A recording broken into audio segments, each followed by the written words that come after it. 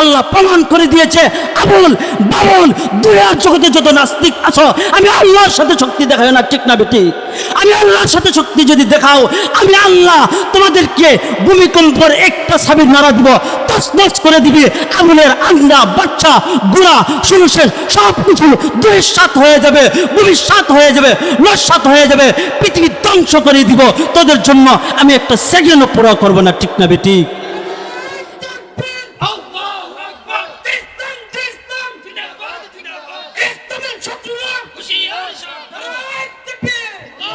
और लहजा है मुमिन की नई शान नई आन, गुफ्तार में किरदार में अल्लाह की बुरहान, गुफ्तार में किरदार में अल्लाह की बुरहान, قهاري يا غفاري يا قدوسي يا جبروت, ये चार अनासिर हो तो बनता है मुसलमान। हम साया जिब्रील यमीन बंदा खाकी, हम साया जिब्रील यमीन बंदा खाकी, हाय उसका नशी मन्ना बुखाराना बदखशा, मौत को समझा है जाहिल इख्तिताम जिंदगी, मौत को समझा है गाफिल इख्तिताम जिंदगी,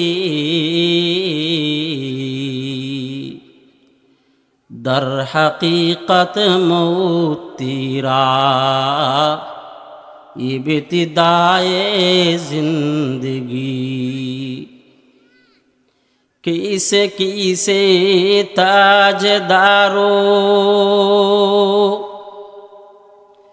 किसे किसे ताजदारो बादशाह चल बसे, वो खजीना बाला खाना शान शौकत क्या हुई, किसे किसे खूबसूरत रानिया शहजादिया,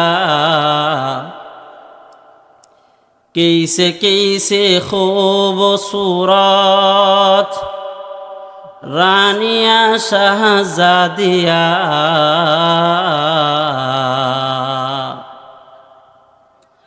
तन बदन सब गल गई है, शिक्ल सूरत क्या हुई, मोहब्बत में मुसीबत है, ये कुदरत की हकीकत है, न मरता हो न जीता हो, न मरता हो न जीता हो,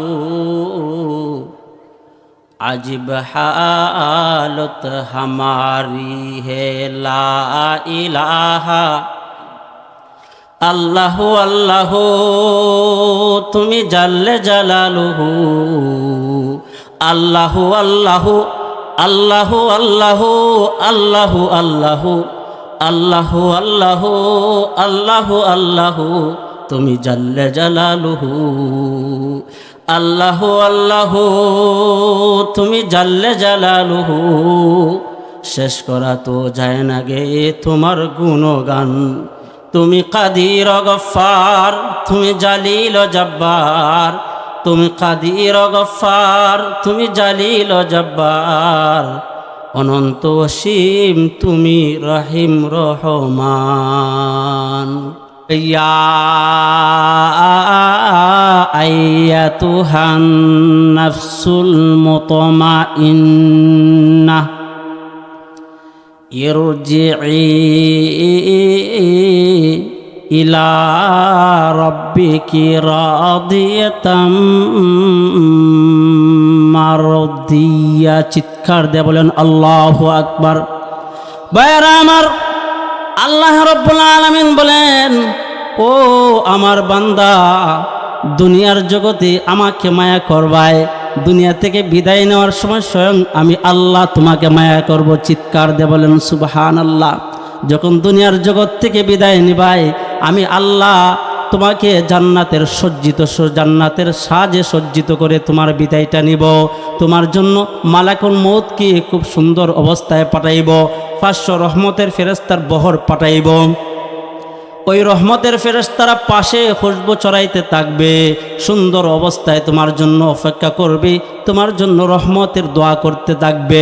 ওইদিকে হযরতে মালাকুল মউত আয়েশা আপনাকে পেরেশানি করবে না, শুধু আল্লাহর বিধানটা শোনায় দিবে, ইয়া আইয়াতুহান নাফসুল মুতমাইন্না, হে প্রশান্তময় আত্মা, আল্লাহর অনুগত্যশীল আত্মা, আল্লাহর মহব্বতের আত্মা, ইরজিই ইলা রাব্বিক, তোমার প্রভু তোমাকে দাওয়াত করে পাঠাইছেন, আমাকে ইস্তেকবাল করে নেওয়ার জন্য পাঠাইছেন। আসো আসো, তোমার হাবিব, তোমার মহব্বতের সত্তা, যিনি তোমাকে সৃষ্টি করেছেন, যিনি কুল কায়নাতকে সৃষ্টি করেছেন, এমন সত্তার কাছে তোমাকে নিয়ে যাওয়া হইবে। রফিক আলার কাছে, তোমার সর্বোত্তম বন্ধু। দুনিয়ার জগতে তোমার কত ভালো ভালো বন্ধু ছিল, সমস্ত ভালো বন্ধুদের ভালো বন্ধু কে? চিৎকার দিয়ে বলেন কে? ওই বন্ধুর কাছে নিয়ে যাওয়া হবে। লা খাউফুন আলাইহিম ওয়ালা হুম ইয়াহজানুন, কোনো ভয় নাই, কোনো টেনশন নাই, তোমার জন্য আল্লাহ জান্নাতের ব্যবস্থা করে রেখে দিয়েছেন।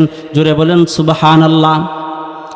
এবার হযরত আজরাইল আলাইহিস সালাম, মালাকুল মউত ওই রহমতের ফেরেশতাদের দিকে তাকাইবেন, আবার ওই প্রশান্ত আত্মার দিকে তাকাইবেন।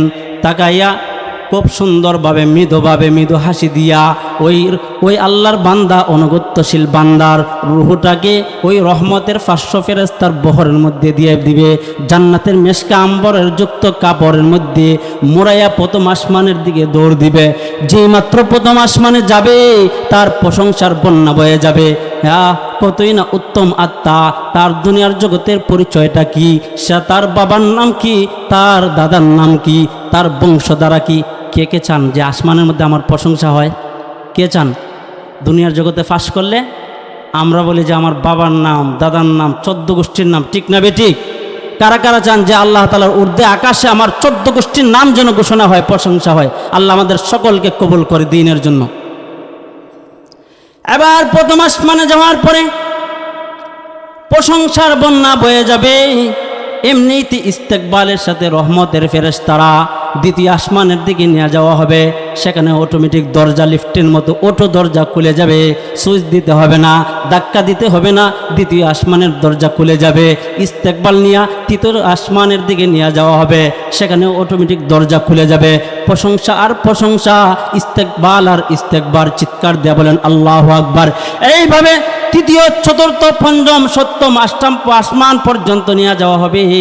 নিয়ে যাওয়ার পরে সেখানে আরেকটা রহমতের ফেরেশতার আরেকটা বহর সংযুক্ত হবে। তাকে অত্যন্ত সযত্নের সাথে একটা মহল, বিশেষ মহল পর্যন্ত নিয়ে যাওয়া হবে। এই পর্যন্ত গায়েব থেকে আওয়াজ হবে যে আমার এই বান্দা এই পর্যন্ত আনা হয়েছে, এটাই হচ্ছে তার সর্বোচ্চ মহল। চিৎকার দিয়ে বলেন সুবহানাল্লাহ। অতঃপর রহমতের ফেরেশতাদেরকে বলবে, ও আমার রহমতের ফেরেশতারা, আমার এই বান্দা বড় মায়ার বান্দারে। এই বান্দা দুনিয়ার জগতে কনকনে শীতের মধ্যে, ভোর সকালের মধ্যে, যখন দুনিয়ার সমস্ত মানুষেরা ঘুমের ঘরে, পশু পাখিরাও শুয়ে গেছে, জঙ্গলের প্রাণীরাও ঘুমের ঘরে আওয়াজ নিস্তব্ধ হয়ে গেছে, সাগরের প্রাণীরাও আওয়াজকে নিস্তব্ধ করে দিয়েছি, সমস্ত কিছু নীরব নিস্তব্ধ হয়ে গেছে। এমন নীরব সময়ে আমি আল্লাহর দরবারে হাজিরা দিয়েছি। আমি আজকে তার জন্য হাজিরা দিয়েছি, আমি তার কাছে আজকে উপস্থিত। তার নামটা নেককারদের দফতর। আমার মহব্বতের যত বান্দা দুনিয়ার জগতে আমি রেখেছি, দুনিয়ার জগতে আমি লিপিবদ্ধ করেছি, ওই বান্দার দফতর ইল্লিয়িনের মধ্যে লিখে দাও। জোরে বলেন সুবহানাল্লাহ। আবার আল্লাহ রাব্বুল আলামিন ঘোষণা দিবেন, মিনহা খালাকনাকুম ওয়া ফিহা নুঈদুকুম ওয়া মিনহা নুখরিজুকুম তারাতান উখরা। এর মায়ার বান্দা, সপ্তম আসমান পর্যন্ত তোমাকে সম্মানের সাথে উঠাইছি। সপ্তম আসমান তোমার জায়গা থাকার জায়গা না, তোমার রূহ থাকবে সপ্তম আসমানে আর তোমার দেহ থাকবে জমিনে। সেটা আমার নীতি না।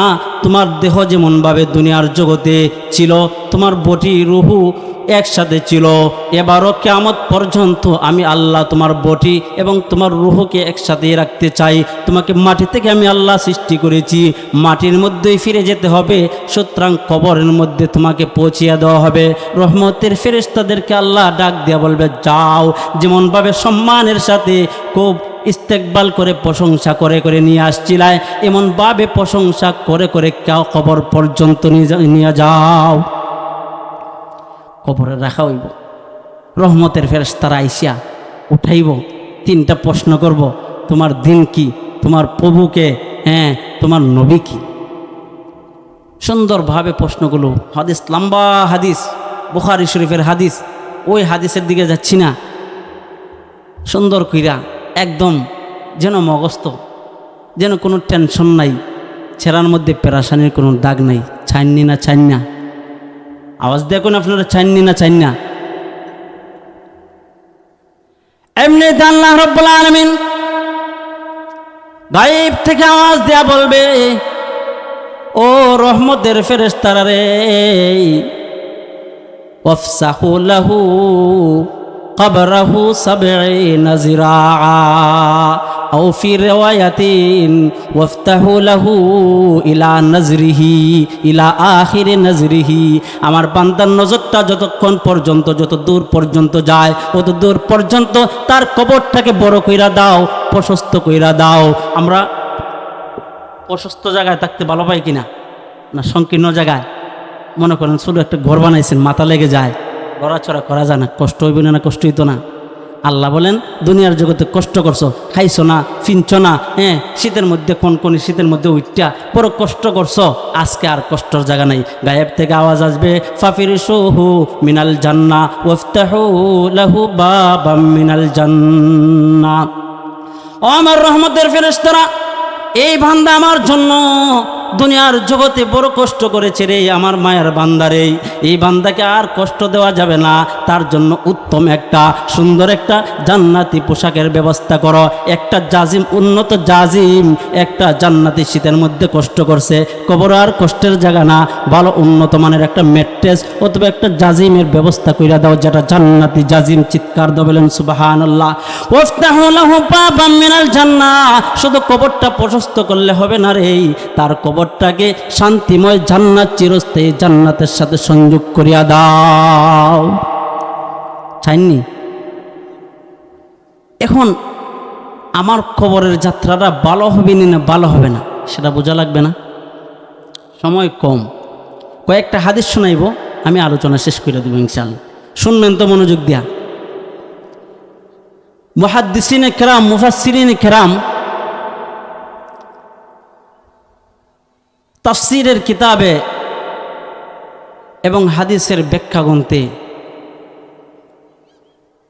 এটার পার্থক্য লিখেছেন যে কাদের অনুগত্য দুনিয়াতে আল্লাহর জন্য হয়েছে আর কাদের অনুগত্য দুনিয়ার জন্য অথবা অন্য কোনো কারণে হয়েছে, অথবা অনুগত্য করে নাই। যার অনুগত্যটা স্বয়ং মালিকের জন্য হবে, তার আলামতটা দুনিয়া থেকেই পাওয়া যাবে। চিৎকার দিয়ে বলেন সুবহানাল্লাহ। যেটাকে আমরা ভালো মৃত্যু বলি, কি বলি বাবারা? আওয়াজ দিয়ে বলেন, যেটাকে আমরা কি বলি? ভালো মৃত্যুর কিছু আলামত আছে। আর যদি দুনিয়ার অনুগত্যটা আল্লাহর জন্য হয় নাই অথবা অনুগত্য করিওই নাই, তখন আমার যে শোচনীয় অবস্থা, দুনিয়ার জগতে একটা টিকিট পাইয়া যাবে, তখনই বুঝবো যে পরকালে আর চলবে না। পাসপোর্ট না হইলে, ভিসা না হইলে বিমানবন্দর ফায়ার হওয়া যাইব, কথা কন্যা দি ফাস্টফুড আছে, বিষাও আছে, কিন্তু ঝামেলাযুক্ত, ফায়ার হওয়া যাবে? আওয়াজ দেখুন। ওয়ান জাবির রাদিয়াল্লাহু তাআলা আনহু قال قال رسول الله صلى الله عليه وسلم من كان آخر كلامه لا إله إلا الله আওয়াজ দিয়ে পড়েন লা ইলাহা ইল্লাল্লাহ দাখালাল জান্নাহ। হযরত জাবের রাদিয়াল্লাহু তাআলা আনহু বলেন, রাসূল আরবী রহমতে আলম নবী বলেন, ও দুনিয়াবাসী, ও দুনিয়ার মুমিনরা, জেনে রাখো, যার শেষ কালিমাটা হবে, যার শেষ কথাটা হবে তাওহীদের কালিমা, বুঝতে হবে তার বিদায়টা ভালো হয়েছে। চিৎকার দিয়ে বলেন সুবহানাল্লাহ।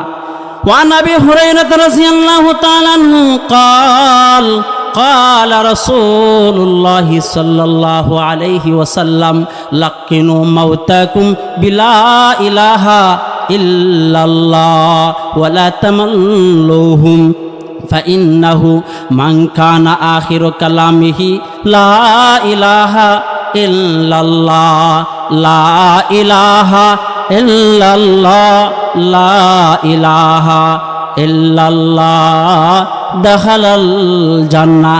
এই জন্য হযরত আবু হুরায়রা রাদিয়াল্লাহু তাআলা আনহু বলেন, আল্লাহর পয়গম্বর রহমত আলম নবী বলেছেন, ও আমার উম্মতেরা রে, তোমাদের যখন অন্তিম সময় হয়ে যায়, যখন তোমার দুনিয়ার জীবন শেষ হয়ে যায়, দুনিয়া থেকে বিদায় নেওয়ার সময় চলে আসে, অথবা কোনো বান্দার দুনিয়া থেকে বিদায় নেওয়ার সময় চলে আসে, তখন তোমরা যারা আত্মীয় স্বজন, তোমরা তার পাশে নীরবে নিস্তব্ধে বসে যাও। চিল্লাপাল্লা করা যাবে না, কাঁদা যাবে না, কঠিনভাবে বুকে তাপড়ায়া জামাটাকে চিরে এইভাবে শোক পালন করা যাবে না। তার কাছে বসো, তাকে লা ইলাহা ইল্লাল্লাহর তালকিন করো, এমনভাবে তালকিন করো যেন তার কষ্ট না হয়। ওয়ালা তামাল্লুহুম, হাদিসের ভাষা। আমরা কি করি?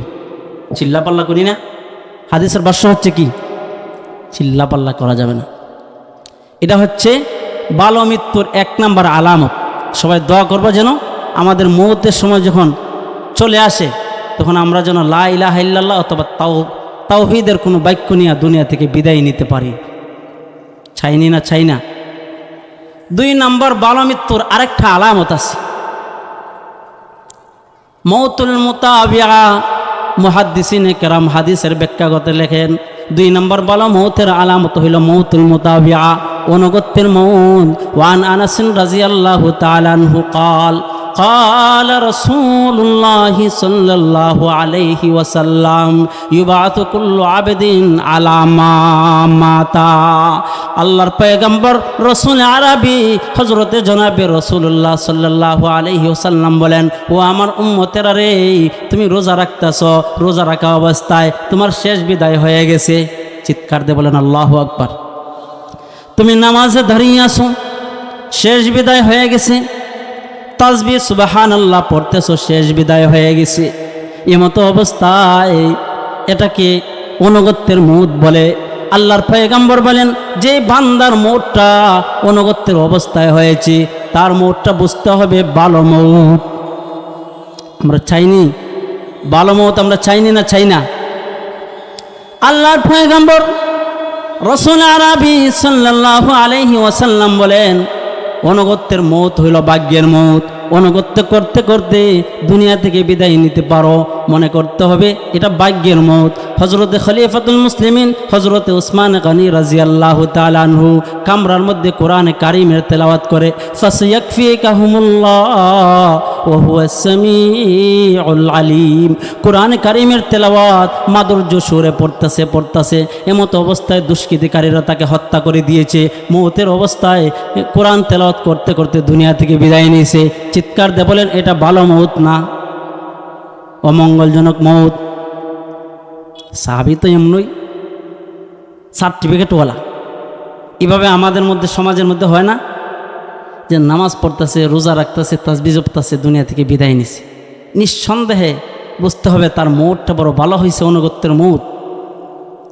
আরেকটা মৌত হয়েছে অনুগত্যের মৌত। আরেকটা মৌত হচ্ছে ভালো মৌতের আরেকটা আলামত হচ্ছে, মুমিন যখন মরবে যদি তার কপালটা কামিয়ে যায়, বুঝতে হবে তার মৌতটা বড় ভালো। সুবহানাল্লাহ কইতেন না? وعن أنس رضي الله تعالى عنه قال قال رسول الله صلى الله عليه وسلم المؤمن يموت بعرق الجبين المؤمن يموت بعرق الجبين আল্লাহর পয়গম্বর রাসূল আরবি সাল্লাল্লাহু আলাইহি ওয়াসাল্লাম বলেন, ও আমার উম্মতেরা রে, যখন তোমাদের অন্তিম সময় চলে আসবে, যদি দেখো অন্তিম সময়ে তোমার চেহারাটা গামিয়ে গেছে, নিঃসন্দেহে বুঝতে হবে তুমি ভাগ্যবান, তোমার মৌতটা বড় ভালো হয়েছে, তুমি নিঃসন্দেহে থাকতে পারো। আল্লাহ তোমাকে মহব্বত করবে, আল্লাহ তোমার সাথে ভালো মুআমালা করবে। ইমাম গাসালি রাহমাতুল্লাহি আলাইহি জুররাতুল ফাখিরা ফি আহওয়ালি কাশফিল আখিরা কিতাবে লেখেন, মৃত ব্যক্তি দুনিয়া থেকে বিদায় নেওয়ার সময় মুমিনের চেহারা গামিয়ে যাওয়ার কারণটা কি, আর ঘামিয়ে গেলে এটা ভালো মৃত্যু হওয়ার আলামত কেন? হযরতে ইমাম গাজালি রহমতুল্লাহ আলাইহি বলেন, দুনিয়ার জগতে মুমিন বড় আল্লাহকে ভয় করে চলেছে, কিছু ক্ষমিকামি হয়েছে, যখন তার সর্বোচ্চ বন্ধুর কাছে সে হাজিরা দিবে, তার বড় ভয় হয় দুনিয়া থেকে আমি কি নিয়ে এসেছি, বন্ধুর কাছে আমি কি নিয়ে যাব, ক্ষমিকামি করেছি না জানি ওই রব্বুল আলামিন আমার মালিক অসন্তুষ্টি হয়ে যায়, এমন ভয়ে চেহারাটা ঘামিয়ে যায়। আল্লাহর পয়গম্বর রহমত আলম নবী বলে, ওই চেহারা ঘামানো মুমিন নিঃসন্দেহে তার বিদায়টা সুন্দর হয়েছে। আমরা জুম্মার দিনে মরি না? দুনিয়ার জগতের মানুষেরা মরে না? যদি জুম্মার দিনে অথবা রাত্র যদি কোনো আল্লাহর বান্দা মারা যায়, সেটাও ভালো মৌত। قال رسول الله صلى الله عليه وسلم ما من مسلم يموت يوم الجمعة أو ليلة الجمعة إلا وقاه الله فتنة عذاب القبر আল্লাহর পয়গম্বর রাসূল আরবি সাল্লাল্লাহু আলাইহি ওয়াসাল্লাম বলেন, ও আমার উম্মতেরা রে, আমার উম্মতের কোনো বান্দা যদি, আল্লাহর বান্দা যদি জুমার দিনে অথবা জুমার রজনীতে, আজকে কে রজনী? বৃহস্পতিবার দিবাগত রাত্র মানে জুমার রজনী, এই রজনীর কথাই আল্লাহ নবী বলেছেন, মা মিন মুসলিমিন ইয়ামুতু ইয়াউমাল জুমআ আও লাইলাতাল জুমআ ইল্লা ওয়াকাহুল্লাহু ফিতনাতা আযাবাল কবরি। যদি আল্লাহর কোনো বান্দা জুমার রাত্রে অথবা জুমার দিনে মৃত্যুবরণ করেন, নিঃসন্দেহে বুঝতে হবে ওই বান্দার মৌতটা ভাগ্যবানের মৌত। চিৎকার দিয়ে বলেন সুবহানাল্লাহ। আর একটা ভালো মৌতের আলামত হইল দুনিয়ার জগতে নবীকে দেখা স্বপ্নে। সুবহানাল্লাহ কইতেন না? বুখারী শরীফ সহ শামাইলে তিরমিজির মধ্যে হাদিস আছে। قال وعن انس رضي الله تعالى عنه قال قال رسول الله صلى الله عليه وسلم من رآني في المنام فقد رآني فإن الشيطان لا يتمثل بي وفي رواية فإن الشيطان لا يتخيل بي আল্লাহর পয়গম্বর রাসূল আরবি সাল্লাল্লাহু আলাইহি ওয়াসাল্লাম বলেন, ও আমার উম্মতেরা রে, তোমার গোটা জিন্দেগীর মধ্যে আমি রাসূলকে যদি একবার স্বপ্নের যুগে দেখতে পারো, তোমার ভাগ্য চমকিয়া যাইবে। মরণের সময় তোমার লা খাউফুন আলাইহিম, তোমার কোনো টেনশন নাই, তোমার কোনো চিন্তা নাই। নিঃসন্দেহে বুঝতে হবে এই মৃত্যুটা তোমার সৌভাগ্যের মৃত্যু। চিৎকার দিয়ে বলেন সুবহানাল্লাহ। আমরা চাই না, সময় কম, আলোচনা দীর্ঘ, শেষ করে দিব। আর একটা আলামত বলি, আমরা যখন জানাজা উপস্থিত হয়, অনেকগুলো আলামত, সবগুলো বলার সুযোগ নেই। যখন জানাজা উপস্থিত হয় আমরা কি বলি? লোকটা কেমন ছিল বলি না? এটা বলার দরকার নাই, এটা কুসংস্কার, বেদাত। চিৎকার দিয়ে বলেন এটা কি? জানাজাকে সামনে রেখে এভাবে বলা যাবে না কেমন ছিল। আপনার দিলেই বলবে, সমাজের মানুষের দিলেই বলবে। ওয়ান আনাস রাদিয়াল্লাহু তাআলা আনহু قال رسول الله صلى الله عليه وسلم وجبت ওয়াজাবাত ওয়াজাবাত। বুখারী শরীফের 2243 নম্বর হাদিসে মদিনার মসজিদে সাহাবায়ে কেরাম উপস্থিত। ইতিমধ্যে একটা জানাজা অন্য সাহাবায়ে কেরাম নিয়ে আয়েশা উপস্থিত হইল। আর সাথে যে সমস্ত সাহাবারা ছিল বারাকান্ত হৃদয়, চোখের মধ্যে কান্না, দিলের মধ্যে ব্যথা, উপস্থিত লোকেরা চিনে ফেলল ওই ব্যক্তিটা অমুক সাহাবি। আহা কত ভালো ছিল, কত হৃদয়বান ছিল, তার ব্যবহারটা কত ভালো ছিল, কত আল্লাহওয়ালা ছিল। সাহাবি তো সবাই ভালো, এর মধ্যে আছে না, সবার মনকে উজাড় করে নিছে। এইভাবে যখন প্রশংসা করতে লাগলো, বুখারী শরীফের riwayat, আল্লাহর পয়গম্বর রহমত আলম নবী চিৎকার দেয়া বলে ওয়াজাবাত ওয়াজাবাত ওয়াজাবাত। একটু পরেই আবার আরেকটা জানাজা মদিনাবাসী নিয়ে আসলো। বুখারী শরীফের লম্বা হাদিস, ওই হাদিস বলার সময় নেই, বাংলা তর্জমাটুকু বলছি। জানাজা দ্বিতীয় জানাজা উপস্থিত করতেই সাথের লোকেদের চোখে কোনো পানি নাই, কোনো অনুশোচনা নাই, কোনো কষ্ট নাই। আগত যাদের কাছে উপস্থিত হয়েছে তাদেরও কোনো অনুশোচনা নাই, তাদের কোনো কান্না নাই, তাদের দিলের মধ্যে কোনো দিল ভাঙ্গা কোনো আলামত নাই। আল্লাহর পয়গম্বর সাহাবীদের অবস্থা দেখে ওই জানাজার দ্বিতীয় জানাজার ব্যাপারেও সার্টিফিকেট দিয়ে দিলেন ওয়াজাবাত ওয়াজাবাত ওয়াজাবাত।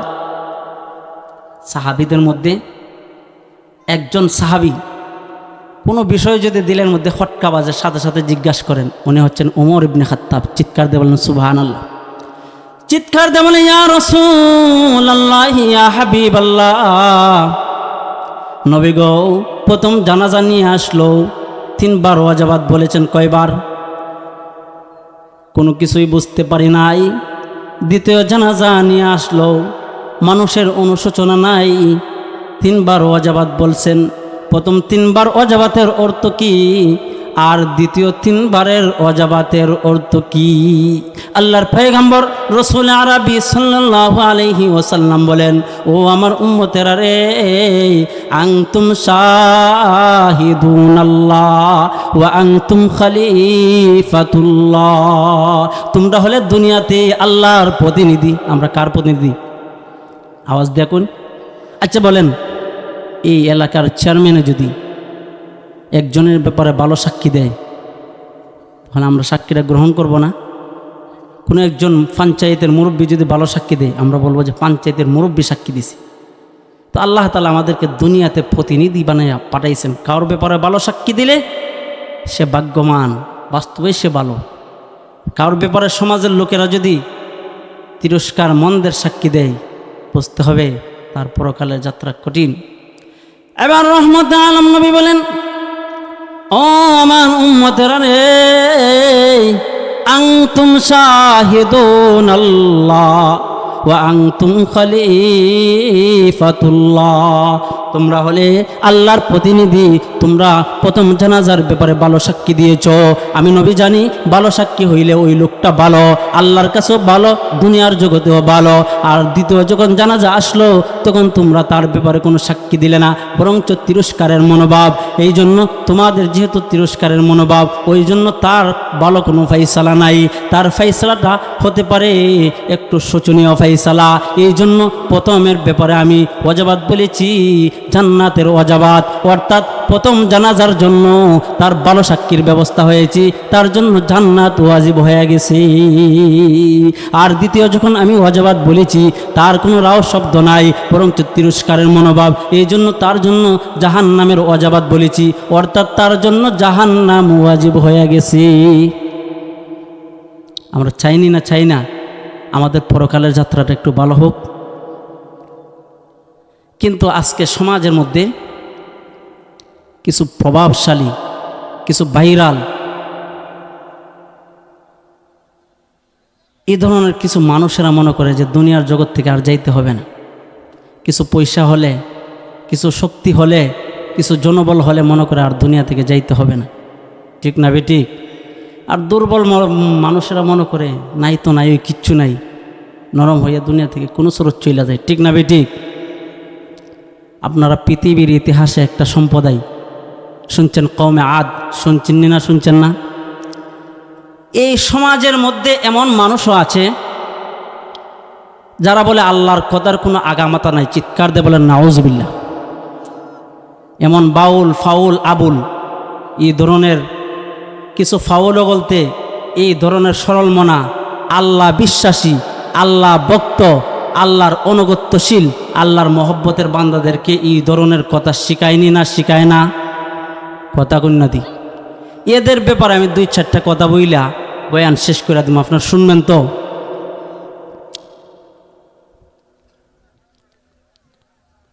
আল্লামা সৈয়দ মাহমুদ আলোসি আল বাগদাদি আল হানাফি নওয়ারাল্লাহু মারকাদাহু, ওনার তাফসির গ্রন্থ তাফসিরে মাআলিমুত তানজিল, এই কিতাবের মধ্যে লেখে পৃথিবীর ইতিহাসে একটা সম্প্রদায় ছিল কমে আদ।